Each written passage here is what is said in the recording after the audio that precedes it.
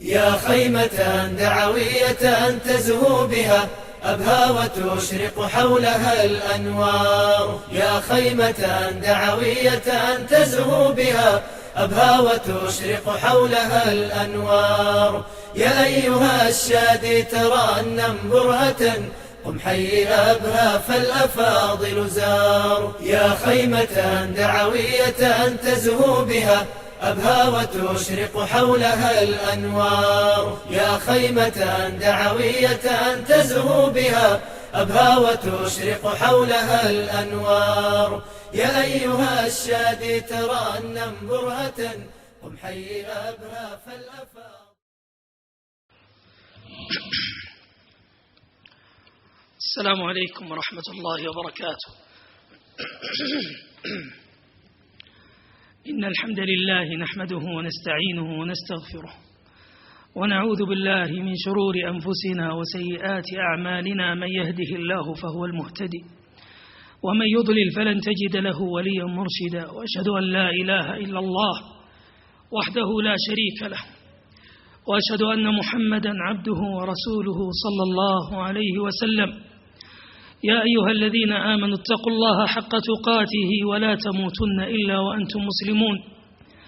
يا أيها الناس اتقوا ربكم الذي خلقكم من نفس واحدة وخلق منها زوجها وبث منهما رجالا كثيرا ونساء. واتقوا الله الذي تساءلون به والأرحام إن الله كان عليكم رقيبا.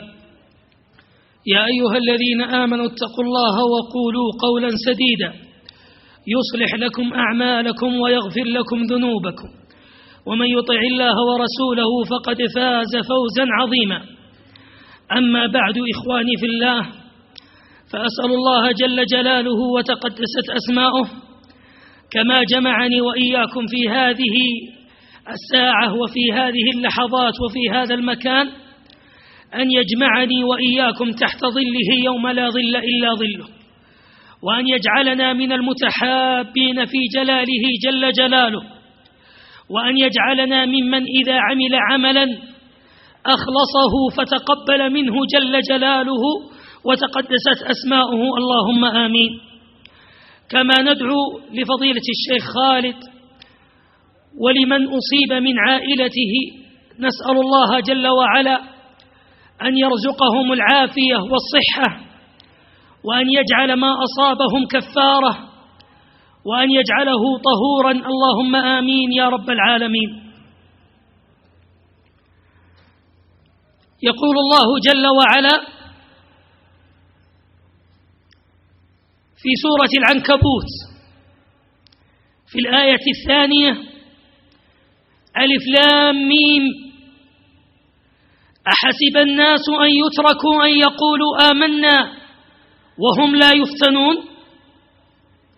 أحسب الناس أن يقولوا آمنا وهم لا يفتنون ولقد فتنا الذين من قبلهم فليعلمن الله الذين صدقوا وليعلمن الكاذبين. فاللهم اجعلنا من الصادقين يا رب العالمين، اللهم اجعلنا من الصادقين يا رب العالمين. هذه الدنيا دار ابتلاء وامتحان واختبار جعلها الله جل وعلا لعباده، واقتضت حكمته أن يختبر فيها الناس، فمن أحسن كان له الجنة والرضوان، ومن أساء كان له العقاب والخسران. اللهم اجعلنا من الثابتين يا رب العالمين. اللهم يا ذا الجلال والإكرام اجعلنا ممن ترضى عنهم يا مقلب القلوب ثبت قلوبنا على دينك، اللهم آمين.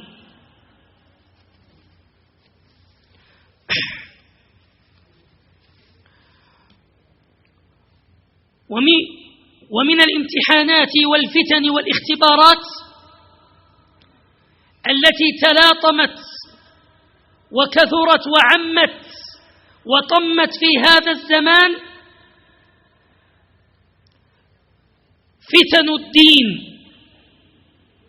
لأن الفتن فتن في الدنيا وفتن في الدين، فتن في الأشخاص وعلى مستوى الأفراد، وفتن على مستوى الأمة جمعاء. وهذا الزمان تلاطمت فتنه وتكاثرت محنه، وأصبح الناس يخرجون من امتحان إلى ابتلاء، ومن ابتلاء إلى اختبار، ونسأل الله جل وعلا أن يثبتنا وإياكم. لا يثبت في هذه الفتن إلا من أعطاه الله جل وعلا البصيرة في قلبه، لأن الإنسان عنده بصر وبصيرة. فأما البصر فهو المتعلق بهذه العين، يرى بها الأشياء، وأما البصيرة فمحلها القلب.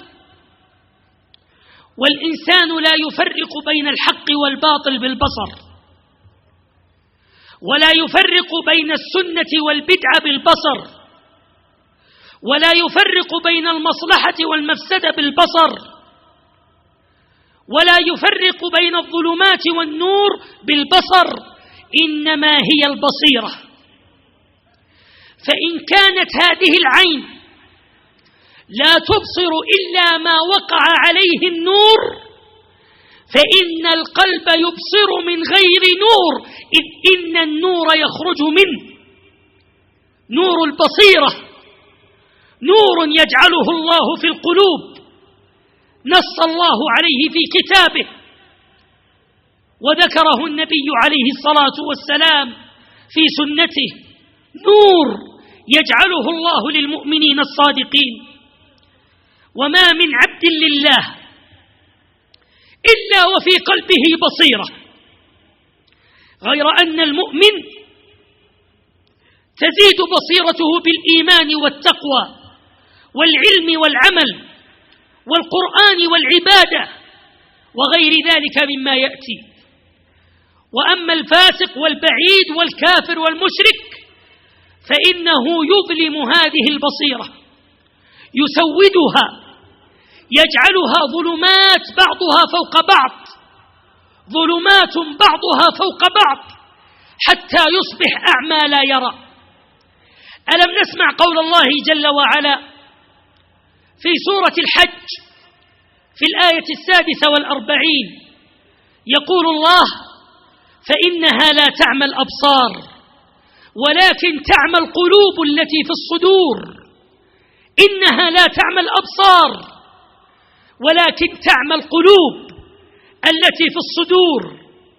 قد أخبر عليه الصلاة والسلام عن فتن تتلاطم كما يتلاطم الموج في البحر، فتن بعضها يرقق بعضا، فتن تنتشر في آخر الزمان، حتى إن أحدنا ليصبح مؤمن ويمسي كافر، ويمسي مؤمن ويصبح كافر، يبيع دينه بعرض من الدنيا. لماذا؟ إنها البصيرة، إنه الثبات الذي يعطيه الله جل وعلا من شاء كيف شاء متى شاء جل في علاه.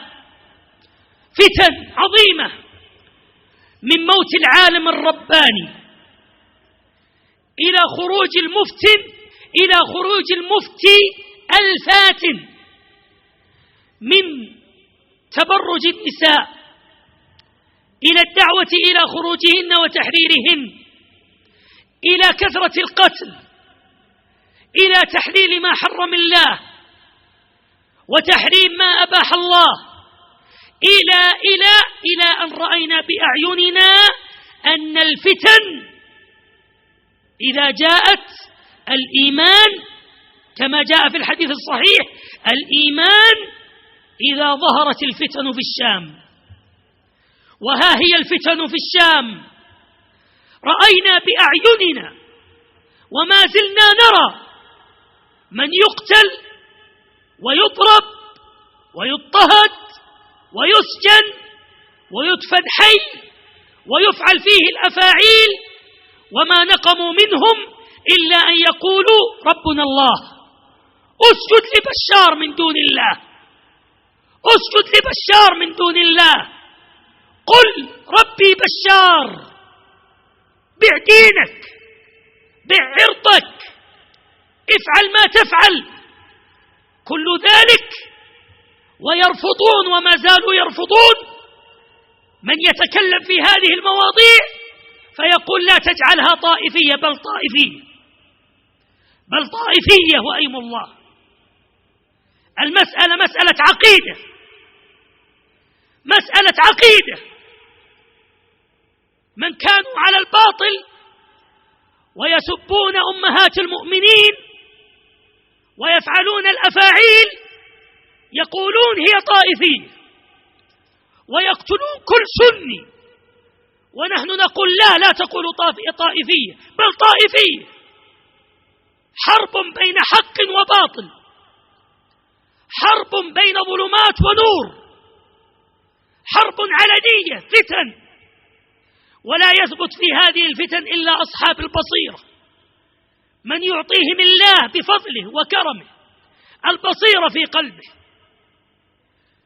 منهم من كان مقصرا في حقوق الله، بل كان مقصر في الصلاة والصيام، ولكن لعله في يوم من الأيام عمل عملا بينه وبين الله لا يعلمه إلا الله، عرف الله في الرخاء فعرفه الله في الشدة فثبته الله. حين قيل له اسجد لسورة بشار قال لا والله لا تكون أول سجدة لي لغير الله، لا أسجد إلا لله. والآخر رأيتموه وصور لكم يدفن حي من أجل أن يقول ربي بشار فيقول لا إله إلا الله. رأينا الرؤوس التي فصلت، ورأينا الأعضاء التي قطعت، وكل ذلك وهم ثابتون حتى يراهم غيرهم قزما بجانبهم، حتى يرى نفسه غيرهم قزما بجانبهم. نسأل الله أن يثبتهم، نسأل الله أن ينصرهم، نسأل الله أن يؤيدهم، نسأل الله أن يحفظهم. سيكتب التاريخ، سيكتب التاريخ وأيم الله، سيكتب التاريخ أنه في عام 33 و400 و1000 للهجرة سأل نساء الشام علماء المسلمين هل يجوز أن نجهض الأجنة من جراء الاغتصاب؟ سيكتب التاريخ ولن يرحم، سيكتب التاريخ صرخات العذارى وهم يقولن يا أيها المسلمون إن لم ترسلوا لنا مالا ولا عدة ولا عتادا ولا رجالا فعلى الأقل ارسلوا لنا حبوب منع الحمل. والله لن يرحم التاريخ أحد، سيكتب. ولكن نسأل الله أن نكون ممن يجاهد في سبيله على قدر استطاعته. قولوا آمين. في هذه الفتن وفي غيرها لا يثبت إلا أصحاب البصيرة. من هم أصحاب البصيرة؟ إن أصحاب البصيرة هم أهل الإيمان، أهل الإيمان بالله جل وعلا. ألم نقرأ قول الله جل وعلا في سورة الأنعام في الآية 22 بعد 100 يقول الله أومن كان ميتا فأحييناه وجعلنا له نورا يمشي به في الناس كمن مثله في الظلمات ليس بخارج منها كذلك زين للكافرين ما كانوا يفعلون. إنه الإيمان، إنه النور الذي في القلوب، الإيمان بالله وبكتبه وبرسله وبملائكته وباليوم الآخر وبالقدر خيره وشره، الإيمان الذي يصبر أهله، الإيمان الذي إذا خالطت حلاوته مرارة العذاب هانت مرارة العذاب وذابت مرارة العذاب، حتى إن المؤمن كما وصفه رسول الله صلى الله عليه وسلم في حديث خباب: لا يؤتى بالمنشار فيفرق من رأسه إلى أخمص قدميه لا يرده ذلك عن دينه، لا يرده ذلك عن دينه. ما السبب؟ إنه الإيمان، إنها البصيرة التي في القلوب. أسأل الله أن يبصر قلوبنا. أعرج بالنبي صلى الله عليه وسلم، عرج بالنبي عليه الصلاة والسلام، فشم رائحة في السماء، رائحة طيبة، فقال: يا جبريل، ما هذه الرائحة؟ فقال: إنها رائحة ماشطة ابنة فرعون وأبنائها الخمسة، رائحة ماشطة ابنة فرعون وأبنائها الخمسة. ثم أخبره بخبرها. الإيمان إذا دخل في القلب يفضح صاحبه. ترى الإيمان في وجه صاحبه، تراه نورا يتلألأ، تراه ريحانة تهتز، تراه إذا رأيته ذكرت الله، إذا رأيته ذكرت الله. محمد بن سيرين كان إذا نزل في السوق يعلم من في خارج السوق أن ابن سيرين داخل السوق. أتعلمون مما؟ من تكبير الناس كان لا يراه أحد إلا قال: الله أكبر. الإيمان يخرج من القلب على اللسان، وهذا الذي حدث لماشطة ابنة فرعون، وهي تمشط شعر ابنة فرعون سقط المشط منها، والحديث عند البخاري. فقالت البنت: بسم الله بسم الله. فقالت المرأة: بسم الله. فقالت البنت: أبي تقصدين أبي؟ قالت: لا، ربي وربك ورب أبيك الله.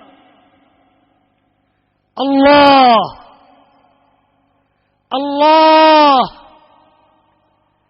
ربي وربك ورب أبيك الله. فغضبت بغرورها وكبريائها وعنجهتها، خرجت إلى أبيها تشتكي، حكت له ما حصل، فنادى المرأة وأبنائها الخمسة، ليس عندها غيرهم، لا تملك سواهم، هم رأس ماله، هم رأس مالها. ناداها ووضع قدرا فيه زيت مغلي وقال لها: من ربك؟ فقالت: ربي وربك الله. ما الذي ثبتها؟ ما الذي صبرها؟ ما الذي شجعها؟ البصيرة التي يؤتيها الله من شاء. اللهم ارزقنا هذه البصيرة، اللهم ارزقنا الثبات عند الفتن، اللهم لا تفتنا فتفضحنا، اللهم وثبتنا يا رب العالمين، واغفر لنا يا ذا الجلال والإكرام. فأخذ ابنها الكبير. أتعرفون ما معنى ابنها الكبير؟ إنه عصاها التي عليها تتكئ، إنه عصاها التي تهش بها على أعدائها، إنه سندها بعد الله، إنه أول فرحتها، إنه من ترتجي أن يكون لها جدارا إذا مالت بها الدنيا. فقال لها: والابن على شفة القدر: من ربك؟ فقالت: ربي وربك الله، ربي وربك الله. فرمى بابنها وهي تنظر فخرجت عظامه، الثاني الثالث الرابع، كل ذلك وهو يسألها: من ربك؟ وتقول: ربي وربك الله. إياك أن تحسب أن هذا كان هينا عليها، لأنها تملك ما لا تملك يا من أنت أمامي الآن. أتعرف ماذا تملك؟ إنها تملك قلب الأم، ومن أعظم ما خلق الله قلب الأم، يتفطر يتقطع، ولكنه الإيمان النور الذي إذا اختلط بكل شيء ذاب فيه كل شيء، وبقى هذا النور، بقى ساطع، نور إيمان. حتى إذا أخذ ابنها الخامس، جنين صغير ما زال يرضع من صدرها، فلما أخذوه منها وهو يبكي وهي تبكي، فقال لها: من ربك؟ فسكتت الآن. وإياكم أن تلوموها على سكوتها، إنه أحب أبنائها. أتعلمون لما؟ لأن أحب الأبناء الغائب حتى يعود، والصغير حتى يكبر، والمريض حتى يشفى. إنه الصغير الذي لا يعرف شيء غير صدرها، ليس له ذنب. من ربك؟ فسكتت. من ربك؟ فسكتت. وكأني بفرعون قد دخلته نشوة الانتصار، فما إن قالت وسكتت وقال لها: من ربك؟ في مرة أخرى، إذ بهذا الجنين ينطقه الله فيقول: اثبتي يا أماه إنك على الحق، اثبتي يا أماه إنك على الحق. فتقول: ربي الله، فيقذف به في الزيت فيموت، وجاء دوره. فقال لها فرعون: من ربك الآن؟ قالت: سأخبرك، ولكن يا فرعون لي طلب واحد. ماذا طلبت؟ أن يسفرها من البلاد فلا يؤذيها، أم أن يرقيها في الأعمال أو يرشيها؟ ماذا طلبت؟ أتعلمون ماذا طلبت؟ قالت له: يا فرعون، اجعل عظامي وعظام أبنائي في قبر واحد، إن ربي الله، ربي وربك الله. فقذفها في الزيت. إنها البصيرة، إنه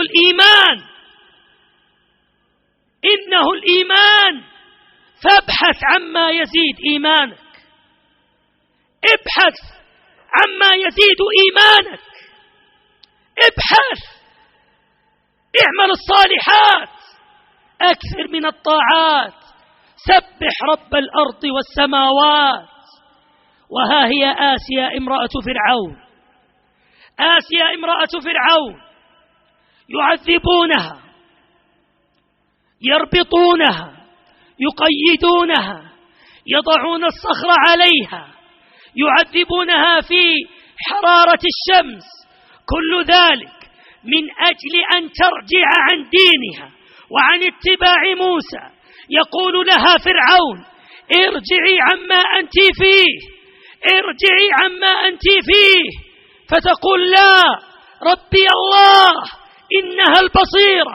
يا عباد الله، حتى إذا يئست منهم وملت مجاورتهم رفعت نظرها إلى السماء فقالت: ربي ابن لي عندك بيتا في الجنة، ونجني من فرعون وعمله، ونجني من القوم الظالمين.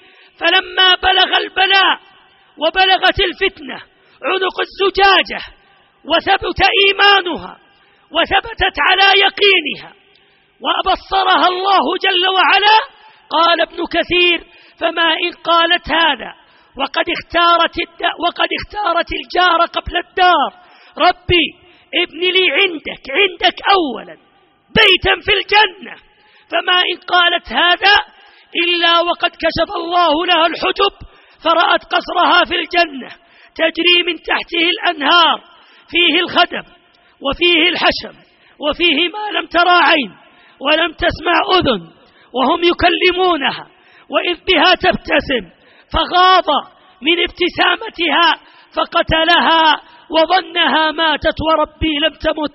ولا تقل لمن يقتل في سبيل الله أموات، ولا تقولوا لمن يقتل في سبيل الله أموات، بل أحياء عند ربهم يرزقون. إنه الإيمان بالله. حبيب بن زيد حينما بعثه رسول الله عليه الصلاة والسلام إلى مسيلمة بكتاب مكتوب فيه من محمد رسول الله إلى مسيلمة الكذاب، اغتاظ ذلك الكذاب فربطوا مسيلمة وقيدوه. والرسل التي تحمل الرسائل من الملوك إلى الملوك ومن الدول إلى الدول لا تقتل ولا تعذب ولا تضطهد ولا تسجن إلا عند اثنين، عند مسيلمة الكذاب وعند بشار الكذاب فقط. هؤلاء من تقتل الرسل عندهم ويسجن السفراء عندهم ويضطهد الناس عندهم، هؤلاء هم. قال: يا هذا أتشهد أن محمد رسول الله؟ فقال حبيب: نعم، بكل ثقة ويقين. إنها بصيرة في القلب يا إخوة، بصيرة، أسأل الله أن يبصرنا، قولوا آمين. قال: نعم، أشهد أن لا إله إلا الله وأن محمد رسول الله. قال: أتشهد أني رسول الله؟ قال: إن في أذني صمما لا أسمع شيئا مما تقول. قطع يده، قطع رجله، قطع أصابعه، قطع لحمه قطعة، كل ذلك يقول له: أتشهد أن لا إله إلا الله؟ فيقول: نعم. فيقول له: أتشهد أني رسول الله؟ فيقول: إن في أذني صمما لا أسمع شيئا مما تقول. قال: اقطعوا لسانه، فقطعوا لسانه. فقال له: أتشهد أن لا إله إلا الله وأن محمد رسول الله؟ قال: نعم. قال: أتشهد أني رسول الله؟ أشار برأسه أن نعم. قال: أتشهد أني رسول الله؟ أشار برأسه لا. فقتله. ما الذي ثبته؟ إنها البصيرة يا إخوة. إنه الإيمان، نور الإيمان. والبصيرة تأتي أيضا العلم الذي يورث التقوى. بالعلم والتقوى يعطيك الله نورا تفرق به بين الحق والباطل. ألم تسمع قول الله جل وعلا في سورة فاطر في الآية 28 يقول الله: إنما يخشى الله من عباده العلماء. إنما يخشى الله من عباده العلماء. في سورة الأنفال في الآية 29 يقول الله جل وعلا: يا أيها الذين آمنوا إن تتقوا الله يجعل لكم فرقان. والتقوى لا تأتي إلا بالعلم، العلم بالله وبكل ما قرب إلى الله وبكل ما أريد به وجه الله، لأن العلم 3 أنواع: علم ينفعك في الدنيا والآخرة، وعلم ينفعك في الدنيا دون الآخرة، وعلم لا ينفعك لا في دنيا ولا في آخرة. أما العلم الذي ينفعك في الدنيا والآخرة فهو كل علم أردت به وجه الله، كل علم له فائدة وأردت به وجه الله. وأما العلم الذي ينفعك في الدنيا دون الآخرة فهو كل علم له فائدة ولكن لم تبتغي به وجه الله. وأما العلم الذي لا ينفعك لا في دنيا ولا في آخرة فهو كل علم لا فائدة منه. ولذلك سن للعبد أن يسأل الله ويقول: اللهم إني أسألك علما نافعا، اللهم إنا نسألك علما نافعا. العلم يثبت أصحابه، العلم يثبت أصحابه. الإمام أحمد بن حنبل شيخ أهل السنة والجماعة، العالم الرباني الذي كان يحفظ 1000 حديث، الإمام الذي قال عنه يحيى بن معين: حفظ الله الإسلام ب2، بأبي بكر يوم الردة وبالإمام أحمد يوم الفتنة، فتنة القول بخلق القرآن. ثبت وصبر، سجن، ضرب، اضطهد، صبر. ما الذي صبره؟ نور العلم، لأن للعلم نور. ولذلك لما رأى الإمام مالك الإمام الشافعي ورآه يقرأ الموطأ من حفظه قال له: يا غلام يا غلام، إني أرى، اللهم علمنا، قولوا آمين، وارزقنا العمل بالعلم. يا غلام، إني أرى أن الله قد جعل في قلبك نورا فلا تطفئه بظلمة المعاصي، فاللهم لا تطفئ نور قلوبنا بظلمة معاصيك، وأبعدنا عن معاصيك يا رب العالمين. قولوا آمين. اللهم باعد بيننا وبين معاصيك كما باعدت بين المشرق والمغرب. الإمام أحمد في تلك الفتنة لم يكن يخشى إلا شيئا واحدا، لم يكن يهاب إلا شيء واحد فقط، كان يقول: أما السجن فلا أخافه، فبيتي والسجن واحد، وأما القتل فلا أخافه، فإنه شهادة في سبيل الله، وإني لا أخشى على نفسي إلا السوط، لا أخشى على نفسي إلا السوط، الضرب، الجلد، ما أخاف إلا من الجلد. علم أعداؤه بهذه النقطة فنادوا الناس وجمعوا الناس في يوم عظيم. الحمد لله. وأتوا بالجلاد ومعه صوت لا يضرب، حتى لا يضرب به البهائم، حتى البهائم.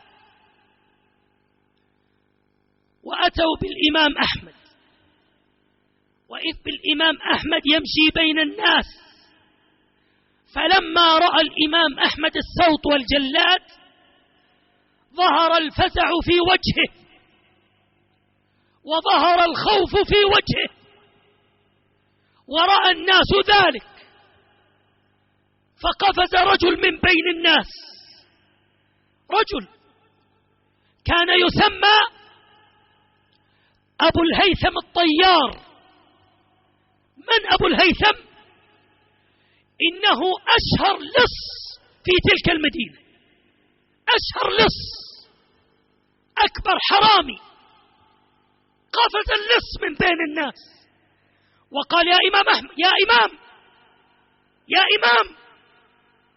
فنظر الإمام فيه فكأني بالإمام أحمد يقول: ماذا يريد هذا اللص مني في مثل هذا الموقف؟ قال له: يا إمام.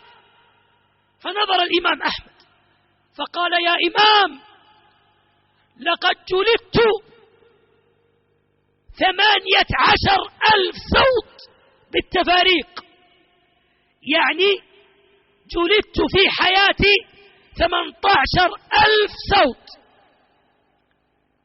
يا إمام، لقد جلدت 18,000 صوت بالتفاريق فصبرت وأنا على باطل، فاصبر يا إمام إنك على الحق، فاصبر يا إمام إنك على الحق، إن عشت حميدا، وإن مت شهيدا. قال الإمام فثبتني. دخل عليه ابنه يوما من الأيام بعد الفتنة فرآه يرفع يده ويقول: اللهم اغفر لأبي الهيثم الطيار، اللهم اغفر لأبي الهيثم الطيار. فقال ابنه: يا أبي، اللص. قال: نعم اللص، فقد ثبتني.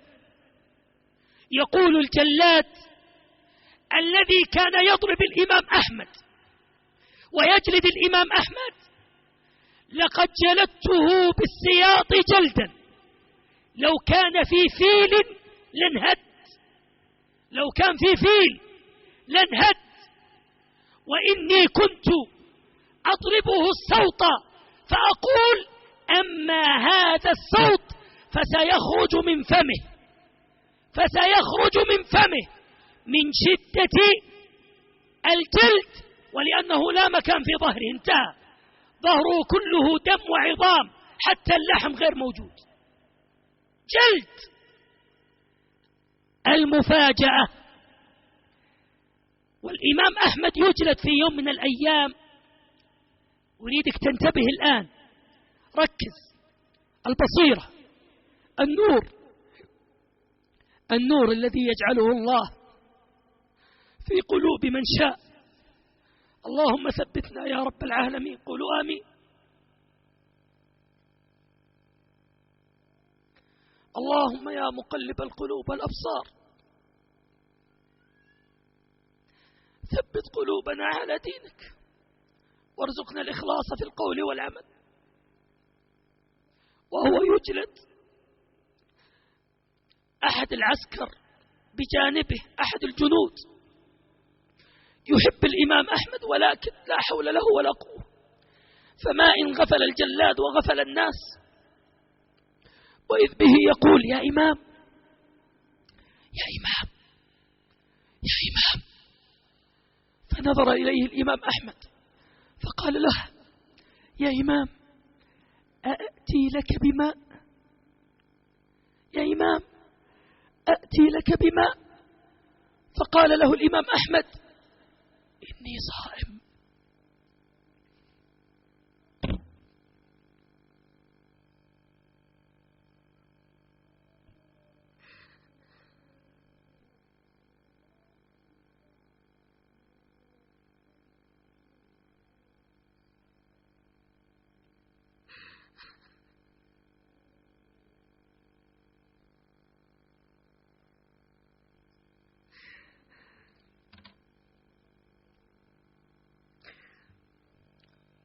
فقال له الإمام: إني صائم، إني صائم. ما هذا؟ عن ماذا نتكلم يا أخوة؟ إنه العلم، إنه العمل بالعلم، إنه ثمرة العلم، تقوى الله والعبادة تثبت صاحبها. إن البصيرة تأتي بكثرة العبادة، البصيرة تأتي بكثرة العبادة. الله الله في العبادة يا عباد الله، الله الله في العبادة. ألم وخاصة الصلاة الصلاة الصلاة. اللهم اجعلنا من المحافظين على الصلاة. ألم يقل الله يا إخواني في سورة العلق في الآية 19 في سورة العلق: واسجد وكملوا واقترب، واقترب، اسجد واقترب. ألم يقل رسول الله عليه الصلاة والسلام: والصلاة نور، في صحيح مسلم: الصدقة برهان والصلاة نور. نور نور نور في قلبك، ونور في وجهك، ونور في قبرك، ونور يوم عرضك على ربك. الله الله في الصلاة. العبادة في الهرج كهجرة إلي، في صحيح مسلم: العبادة في الهرج.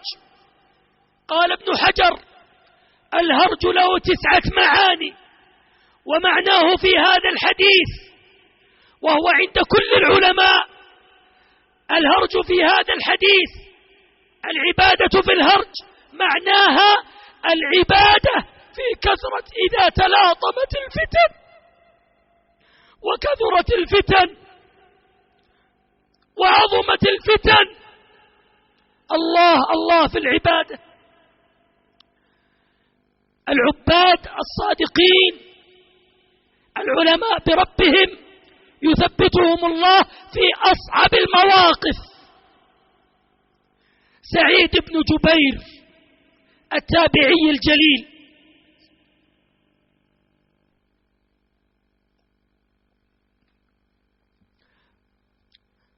رحمه الله كان معروف بالعلم والعبادة، وينبغي لكل طالب علم أن يكون معروفا بالعبادة أيضا، على الأقل لا نريد الناس، معروفا عند الله، معروفا في السماء بالعبادة، معروف بالعبادة. علم من غير عبادة لا تصلح، عبادة من غير علم لا تصلح. اللهم ارزقنا العلم والعمل، اللهم ارزقنا العبادة، قولوا آمين. سعيد بن جبير لما قبض عليه الحجاج أتي به إلى الحجاج فقال له: ما اسمك؟ فقال: سعيد بن جبير، وهو يعرف اسمه. قال: أنا سعيد بن جبير. قال: بل أنت شقي بن كسير. قال: أمي أعلم بي حين سمتني. قال: شقيت وشقيت أمك. قال: إنما يشقى من كان من أهل النار. فهل عندك اطلاع على الغيب؟ قال: يا سعيد، لأبدلنك بهذه الدنيا نارا تلظى. فقال سعيد: لو كنت أعلم أن هذا الأمر بيدك لاتخذتك إلها من دون الله. قال: إذن لم فررت مني؟ فقال: فررت منكم لما خفتكم. قال: اختر لنفسك قتلة يا سعيد. فقال سعيد: أنا أريدك تنتبه للحوار ثم سأسألك سؤال في الأخير فانتبه يا رعاك الله. قال: اختر لنفسك قتلة يا سعيد. فقال: بل اختر أنت يا حجاج، اختر أنت يا حجاج، فإنك لا تقتلني بقتلة إلا قتلك الله بها. قال: خذوه اذبحوه اذبحوه. فقال سعيد: وجهوني إلى القبلة. فوجهوه إلى القبلة. فقال: وجهت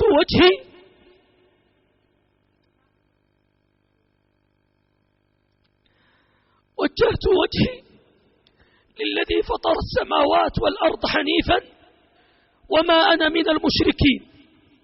فقال الحجاج لما سمعه قال هذه الآية قال غيروه عن القبلة. فقال أينما تولوا فثم وجه الله. فقال اجعلوا وجهه إلى الأرض. فقال منها خلقناكم وفيها نعيدكم ومنها نخرجكم تارة أخرى. فقال إيه لك يا سعيد ما أسرع لسانك بالقرآن، ما أسرع لسانك بالقرآن. فقال أشهد أن لا إله إلا الله وأشهد أن محمدا رسول الله. خذها مني يا حجاج ألقاك بها يوم القيامة، اللهم لا تسلطه على أحد بعدي. فقتلوه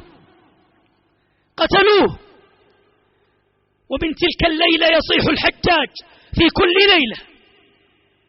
ليلة يصيح ويقول ما لي ولسعيد بن جبير كلما أردت أن أنام أخذ برجلي فلم يسلط على أحد بعد سعيد ومات بعد 15 يوم. السؤال ما الذي ثبت سعيد أمام إمام فاجر؟ السؤال ما الذي يسر لسعيد أن ينطق بلا إله إلا الله بكل يسر وسهولة؟ السؤال ما الذي ثبت سعيد على القول الحق إلى أن ختمت له بلا إله إلا الله؟ نسأل الله أن يدخله الجنة.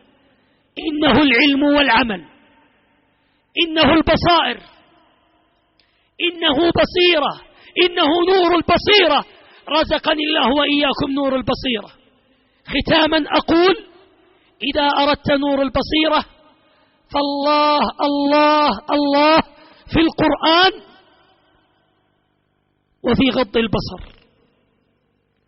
القرآن يا أمة القرآن اقرأوا التاريخ. إذا علمتم أو قرأتم أن القرآن أهين كما في عصرنا وجيلنا فأخبروني. اقرأوا التاريخ. إذا وجدتم أن القرآن وضع في المراحيض ومزق وبيل عليه أمام المسلمين والمسلمون خمود فأخبروني. وسيكتب التاريخ ذلك، سيكتب التاريخ ذلك. القرآن تعلمون لماذا؟ لأن هذه الأمة هجرت القرآن. أسأل الله إلا من شاء الله، أسأل الله أن يرجعنا إلى القرآن. قولوا آمين. في سورة الفرقان في الآية 30 قال الله وقال الرسول يا ربي إن قوم اتخذوا هذا القرآن مهجورا، هجر تلاوته وهجر تدبره. وإلا فإن القرآن من أوله لآخره بصيرة. يا من أردت البصيرة ونور البصيرة عليك بالقرآن.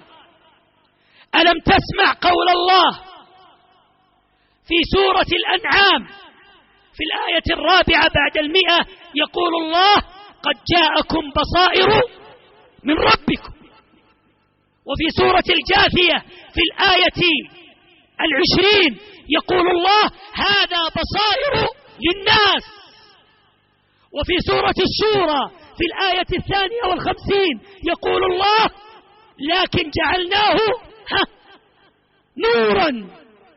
نورا نهدي به من نشاء.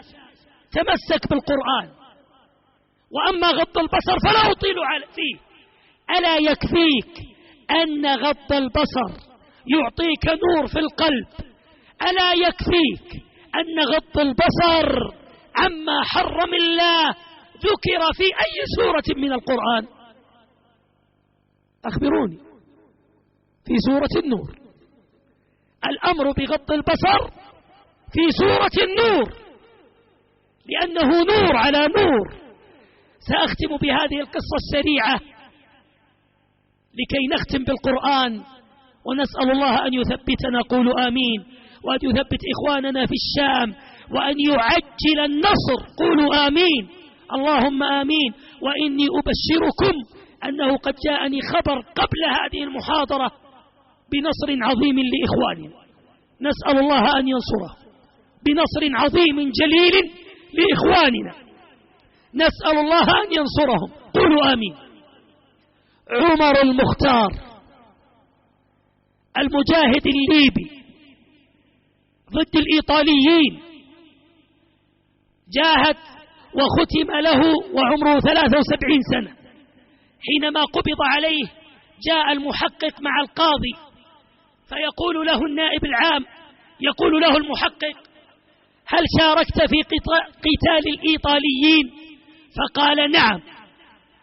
فقال له: هل كنت متعمدا؟ نعم. هل حرضت المجاهدين على جهادنا؟ نعم. هل تعلم أن عقوبتك الإعدام؟ نعم.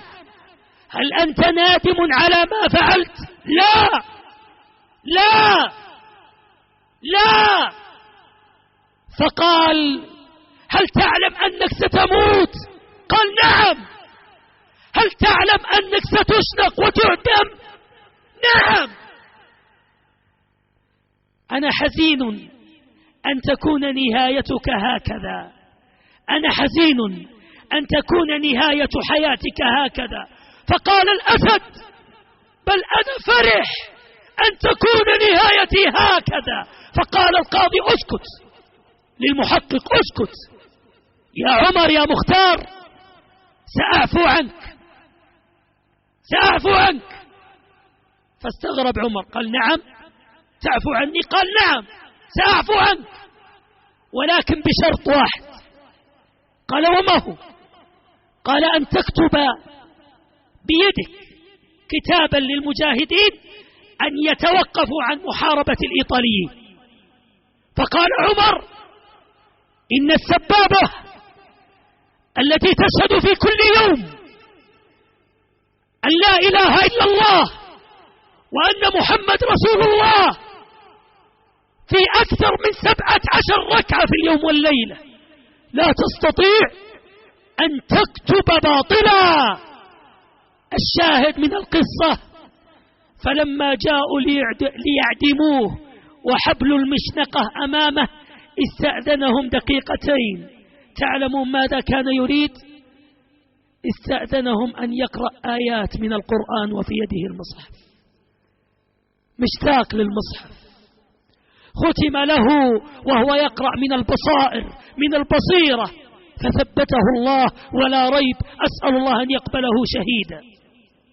يا عباد الله، العبرة أنتم في رخاء، نحن في رخاء، فلنعرف الله في الرخاء ليعرفنا الله في الشدة. أسأل الله أن يثبتنا وأن يعرفنا وأن يحبنا. أستغفر الله. أسأل الله أن يثبتنا وأن يحبنا وأن يرضى عنا، قولوا آمين، وأن يعرفنا في الشدة وأن يجعلنا ممن يعرفه في الرخاء، قولوا آمين. اللهم آمين يا ذا الجلال والإكرام. أسأله جل وعلا أن يعرفنا في الرخاء والشدة وأن يعفو عنا أجمعين. والله تعالى أعلم. صلى الله وسلم على سيدنا محمد وعلى آله وصحبه أجمعين.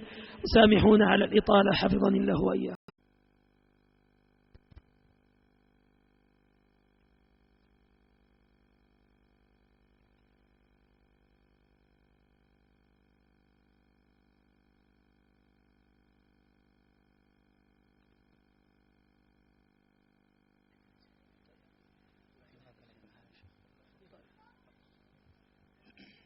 بسم الله الرحمن الرحيم. الحمد لله رب العالمين، صلى الله وسلم على نبينا محمد وآله وصحبه وسلم تسليما كثيرا. نشكر الله ثم نشكر فضيلة الشيخ محمد بن بقنة الشهراني على ما قدم وعلى ما أتحفنا به، ونسأل الله أن يجعل ذلك في ميزان حسناته. وأيضا لا ننسى أن ندعو لكم جميعا، فنسأل الله أن لا يحرمكم أجر الوصول إلى روضة من رياض الجنة، وأن يجعلها بركة في أعماركم وأعمالكم وأبنائكم. بين أيدينا بعض الأسئلة، ولكن قبل أن نشرع فيها نثني أيضا بالدعاء لابن الشيخ الدكتور خالد الجبير وزوجته، والذين تعرضا لحادث هذا اليوم مروري في الرياض، وهو الذي حبس الشيخ عن الحضور إلى هذه المحاضرة. فنسأل الله أن يجمع لأهله بين الأجر والعافية، ونسأل الله أن يلبسهم ثياب الصحة والعافية، وأن لا يفجعهم في عزيز ولا أنتم كذلك. فضيلة الشيخ، يقول السائل: بعض الناس يقولون أن العلماء في هذا الوقت لم يقولوا كلمة الحق في هذه الفتن التي تحيط بنا، ويصفون بعض العلماء بأنهم علماء كذا وكذا، فما رأي فضيلتكم؟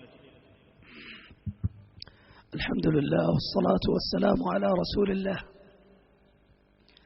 الواجب على المؤمن أن يحفظ لسانه عن الكلام عن أي مسلم ومسلمة، لا سيما العلماء، فإن السائل أو من يسأل عنه ممن يقولون أن العلماء لم يقولوا والعلماء لم يقولوا،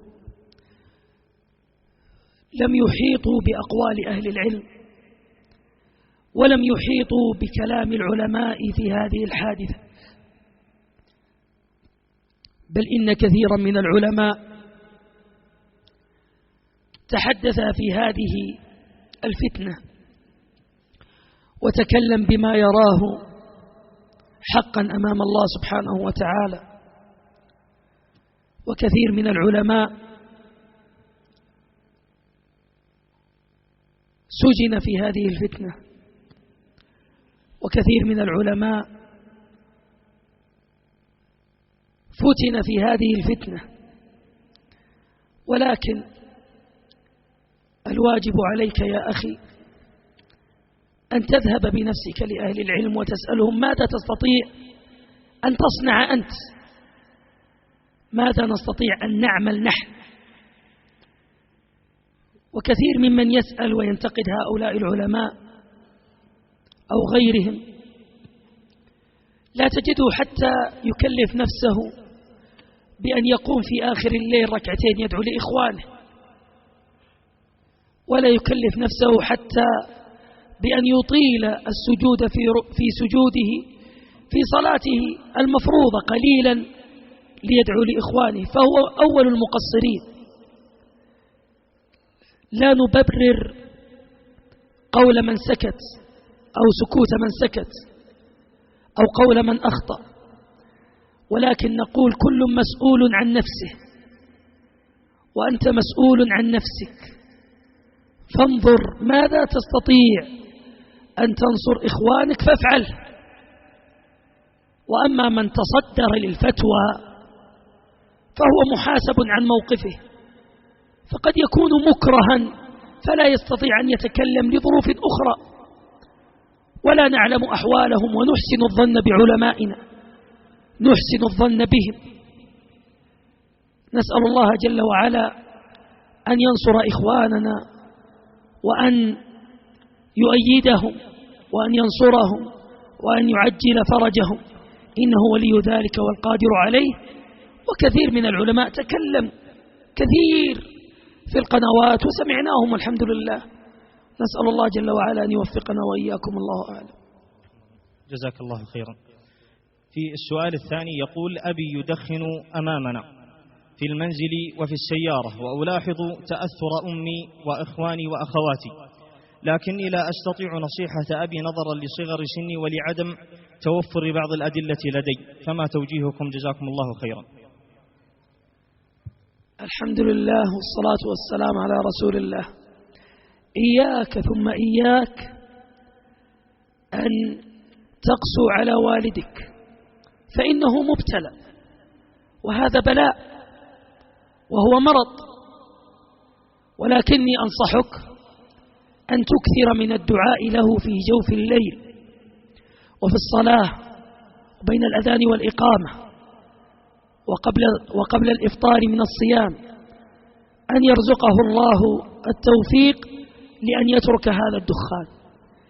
ثانيا، ليست نصيحة والدك بالأدلة الشرعية، فهو يعلم الأدلة ويعرف أنه حرام، ولكن بإمكانك أن تكون رفيقا هينا لينا، فإن حبيبنا عليه الصلاة والسلام كما جاء في الحديث عن عائشة في الصحيح أنه قال: ما دخل الرفق في شيء إلا زانه، وما نزع من شيء إلا شانه. والله جل وعلا حينما أرسل موسى إلى فرعون هو وأخوه هارون قال: فقولا له قولا لينا. فلو قلت له: يا أبي أسأل الله أن يشفيك من الدخان، هذه حلوة. أسأل الله جل وعلا أن يطهر قلبك من الدخان، هذه طيبة. لو أتيت له قلت: يا أبي أتمنى لو تذهب إلى دكتور تتعالج من الدخان، فأنا أعلم أن هذا مرض، أسأل الله أن يشفيك منه، طيب. وأيضا من الأساليب الطيبة أنه إذا دخن أن تبتسم في وجهه وتقول: اسمح لي يا والدي أقوم بس إلين تنتهي من السيجارة وأرجع، لأن هذه السيجارة تأذيني، ما أحب ريحتها. بالطريقة هذه، بالطيب، باللين، مصيره بإذن الله جل وعلا ينتهي. ولا تقسوا عليه. أسأل الله جل وعلا أن يحفظ لنا والدينا وأن يرحمهما كما ربونا صغارا. فضيلة الشيخ بارك الله فيك، أرافق بعض الشباب ممن هم في سني، وألاحظ تعرض بعضهم لمحارم المسلمين خاصة وقت ازدحام المصطافين في تجمعات الاصطياف، وفي الناحية الأخرى يتعرض لنا الفتيات بأن يفتنونا بلباسهن وبعض النظرات. أرجو توجيهي حيال ذلك، جزاكم الله خيرا. الحمد لله والصلاة والسلام على رسول الله. أما رفقتك هذه فأنصحك بالابتعاد عنها، لأن الصاحب ساحب، ولأن الحديث ظاهر في الصحيحين أن النبي صلى الله عليه وسلم قال: مثل الرفيق، مثل الصديق، مثل الجليس الصالح والجليس السوء كحامل المسك ونافخ الكير. والحديث أظنك تحفظه، فابتعد عنهم نهائيا. وأما مسألة أن الفتيات يفتنونك فلا تذهب للأماكن التي فيها تجمع نساء وفتيات. وإذا كنت مضطرا للذهاب كأن تذهب مع والدتك أو أختك لسوق أو ما شابه ذلك، أو أنت شاب متزوج، فجاهد نفسك على غض البصر، وتذكر فضل غض البصر. فغض البصر مثل مفتاح الكهرباء، إذا ضغطت عليه أضاء، وإذا ضغطت عليه أطفأ.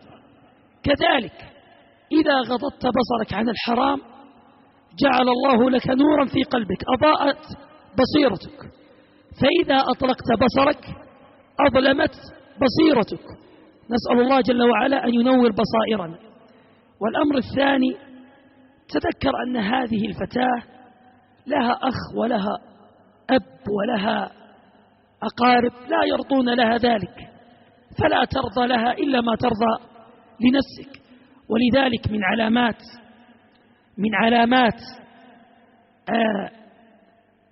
الصلاح والإيمان حديث النبي صلى الله عليه وسلم: لا يؤمن أحدكم حتى يحب لأخيه ما يحب لنفسه.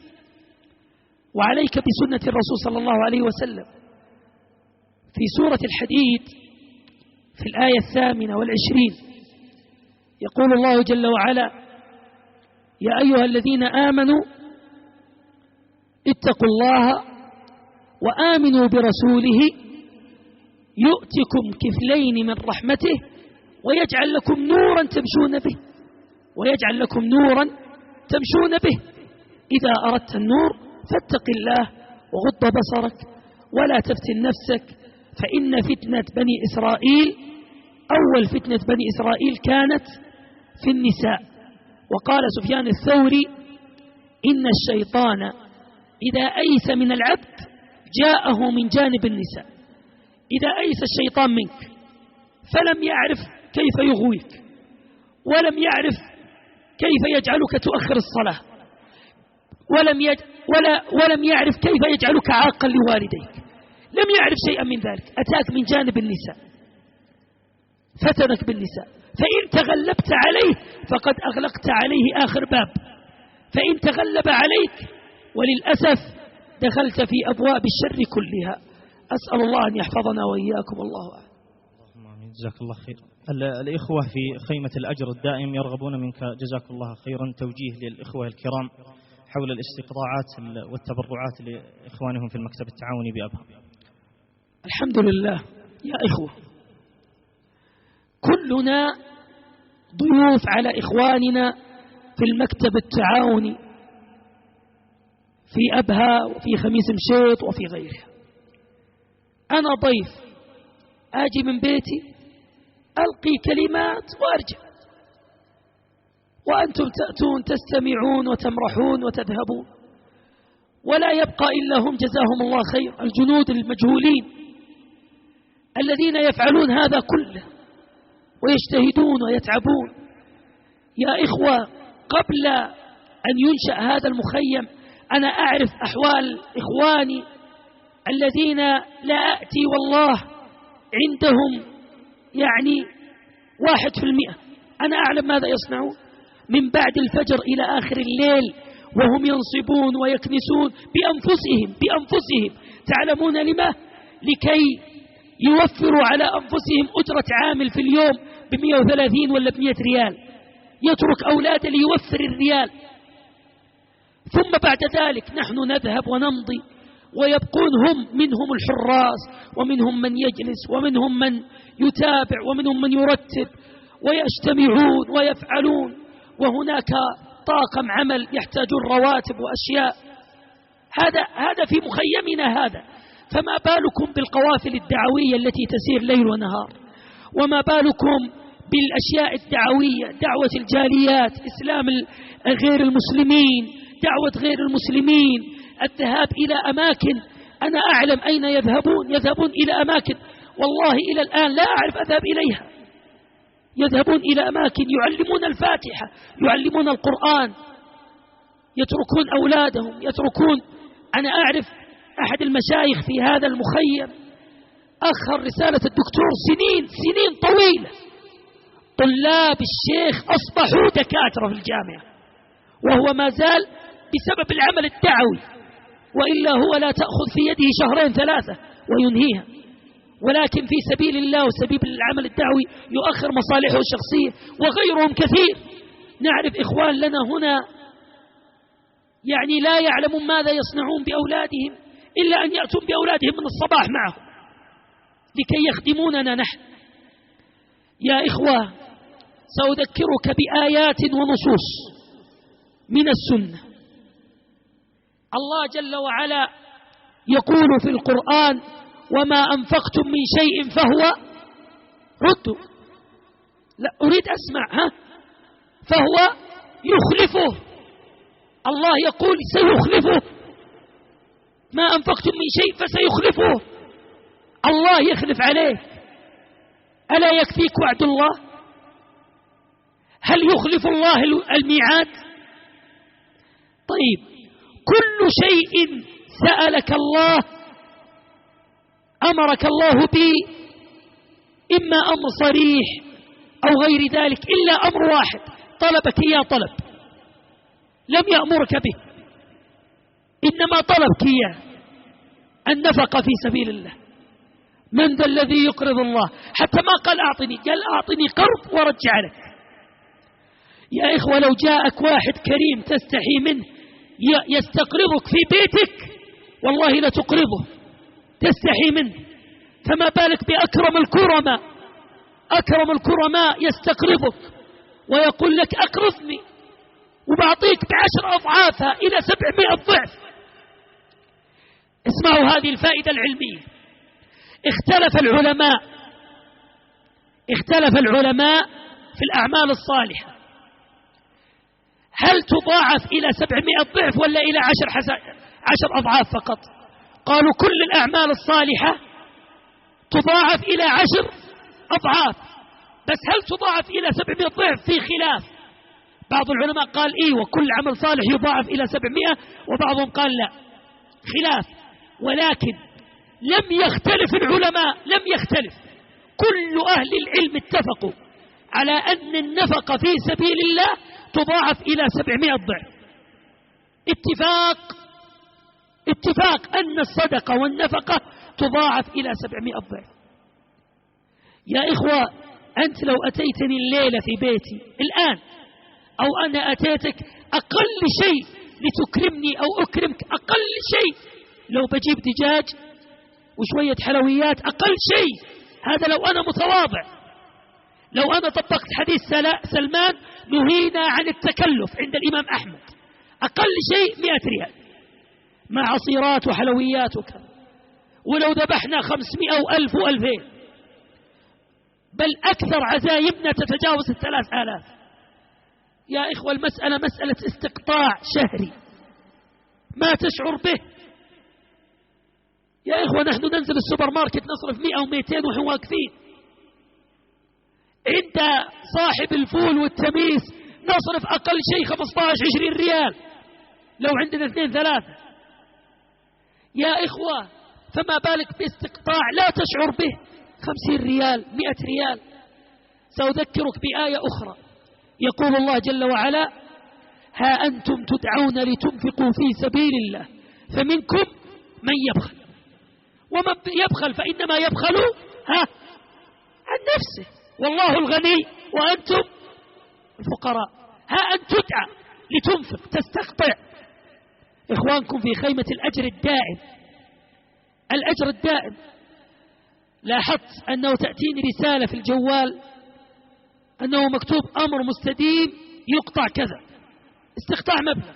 استغربت، فذهبت أسأل البنك: هذه الفلوس اللي تستقطع ما أشعر بها أصلا، هذه حقت إيش؟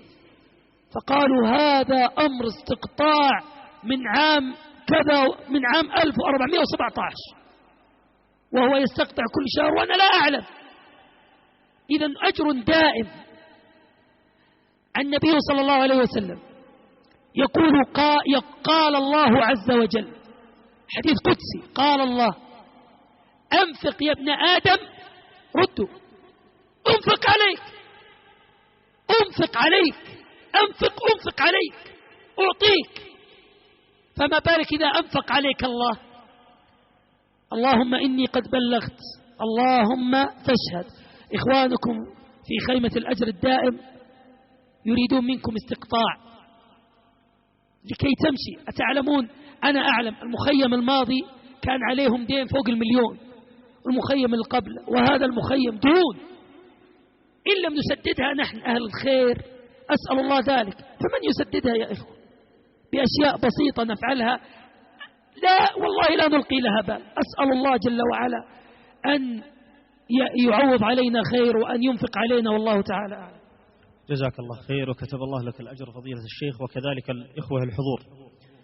قبل أن ننهي محاضرتنا وختام هذه المحاضرة، نذكر بالبرنامج الذي سيكون بعد صلاة العشاء على هذا المسرح بمشيئة الله عز وجل، وهو مسامرة أدبية مع الدكتور يحيى السعدي، والضيف الثاني الدكتور محمد الحازمي، وسيقدم الأمسية الدكتور ناصر الشرفي بمشيئة الله عز وجل.